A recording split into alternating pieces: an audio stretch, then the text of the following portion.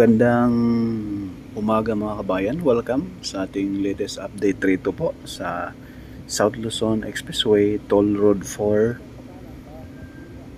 Ito na po yung pinakadulo mga kabayan. Dito na po yung pinaka-start ng expressway. Dito po ito sa connecta na po ito sa mismong SLEX TR3 sa may Santo Tomas City, Batangas po mga kabayan. At atin pong silipin maya-maya konti mga bayan yung mismong bandang Kalamba na kung saan umpisa na po doon na palaparan yung papasok rito sa mismong interchange nitong Santo Tomas.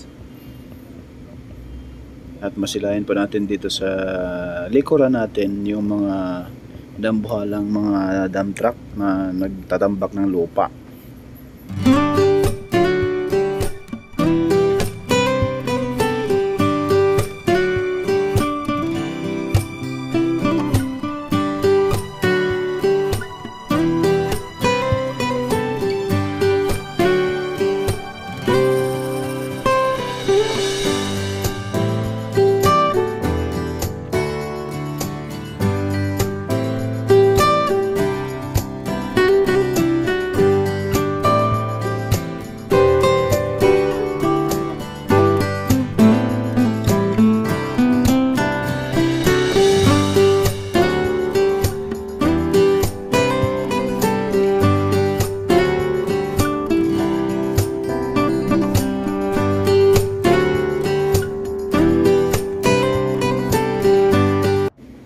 Ayan po mga bayan, ito na po yung side sa Kalamba, no? Na kung saan dyan sa bandang kaliwa natin, yan na po yung papasok doon sa mismong circle interchange, no? Yung pinaka-entrada nitong SLEX TR4. Ayan, yung matraffic na baba na yun mga bayan, yan po ay palusong papuntang Kalamba dyan sa baba. No, masisilayan po natin yung kabilang side na pinalapara na po, no? Dahil dyan na po magsisimula mga bayan yung papasok doon sa interchange. Ayan, tinuturo natin yan sa kabila. Connection sa mismo entrada nitong SLEX TR4 mga bayan, no? Dito na entrada, ayan, Kalamba na po yan sa baba, Kalamba. Packet na dito po sa taas, ayan na, ginagawa na po. Ayan na po yung alignment sa SLEX TR4. Ayan, dyan sa unahan mga bayan, yung paakyat na yan, pakaliwa, yan na po yun. Ayan, nilapara na po nila yan. Posibleng 2 lane ang idagdag dyan mga kabayan. Ayan po, yung masasakyan na paakyat, yan na po yung sa unahan, dyan na po yung entrada ng SLEX TR4. Ayan. Ito na po mga kabayan, oh. Yung pinakadulo kung saan tayo andon, yan. Dito po mga side tayo mga bayan. Nandito tayo sa side nito. Ayan po, dito oh. Yang nilagyan natin ng circle mga bayan. Andyan po tayo ngayon, no?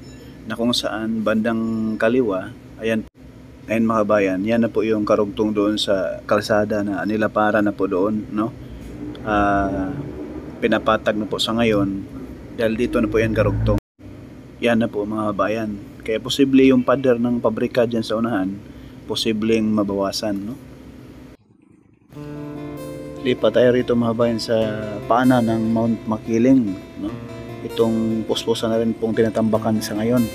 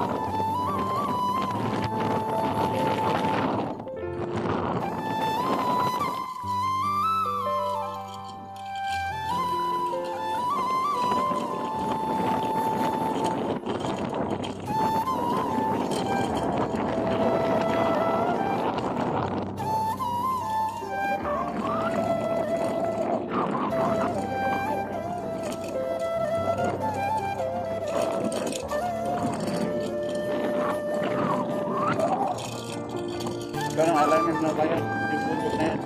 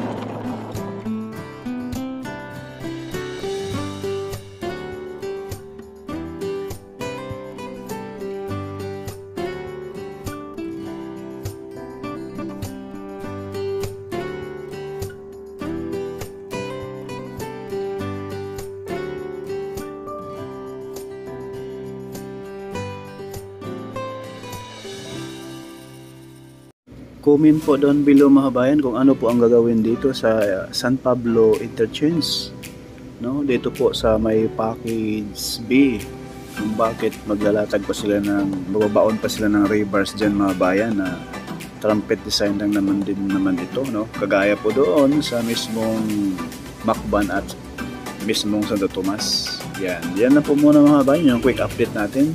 Maraming salamat po and God bless po. Subscribe po tayo at wag po tayo mag-skip sa ads. Thank you po.